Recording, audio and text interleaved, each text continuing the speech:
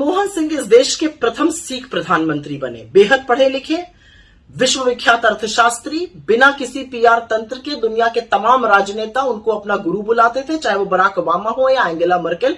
उनकी प्रतिभा के सब कायल रहे।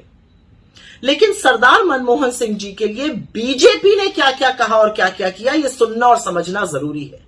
सर्वप्रथम, वो रेनकोट पहनकर नहाते हैं, ऐसा घटिया और शर्मनाक बयान नरेंद्र मोदी ने पूर्व प्रधानमंत्री सरदार मनमोहन सिंह जी के लिए दिया।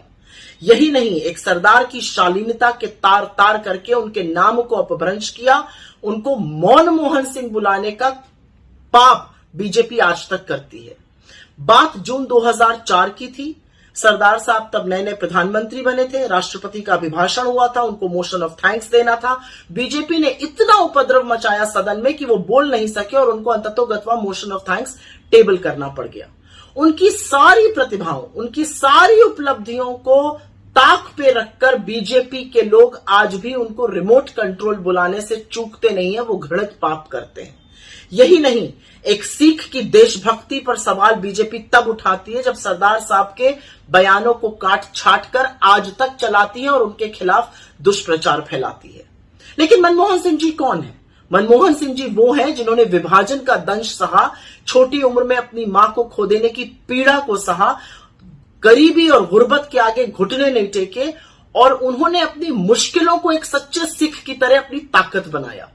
देश ही नहीं, विश्व की सबसे नामी गिरामी यूनिवर्सिटीज में स्कॉलरशिप के बदौलत उन्होंने तालीम हासिल करी और बतौर प्रधानमंत्री सोनिया जी के साथ मिलकर इस देश में इतिहास रचा। उन्होंने इस देश को खाद्य सुरक्षा, इस देश को मनरेगा, इस देश को राइट टू एजुकेशन, इस देश को राइट टू इंफॉर्मेशन जैसे ऐतिहासिक कानून दिए। ये उनकी दूरदृष्टता थी कि हम विश्व की अर्थव्यवस्था का हिस्सा बन पाए, भारत ने अपने दरवाजे खोले और आज हम महाशक्तियों के साथ मुकाबला कर पा रहे हैं।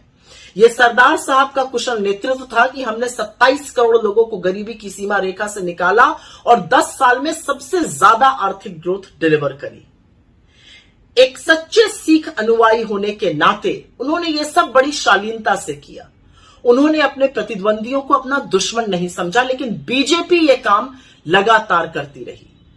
असलियत यह है कि गुरु नानक के एक सच्चे अनुयायी का हर कदम पे, हर मौके पर उनको बेइज्जत करने का काम बीजेपी ने किया। और ये बात करते हैं सिखों की, ये बात करते हैं सरदारों की।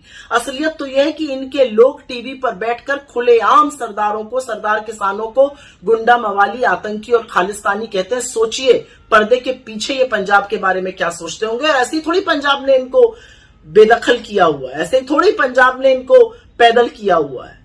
असलियत यह है क्योंकि आजकल एक नया षड्यंत्र रचा जा रहा था। सुनना और समझना जरूरी है कि इनके मन में असल में सिखों के प्रति, सरदारों के प्रति क्या है। मैंने सिर्फ आपको एक यहां पर एग्जाम्पल दिया है कि देश के प्रथम सिख प्रधानमंत्री के लिए इन्होंने क्या क्या नहीं कहा और क्या क्या नहीं किया। यह शर्मनाक है। आज भी देरी नहीं हुई है, कान पकड़ के माफी मांगिए।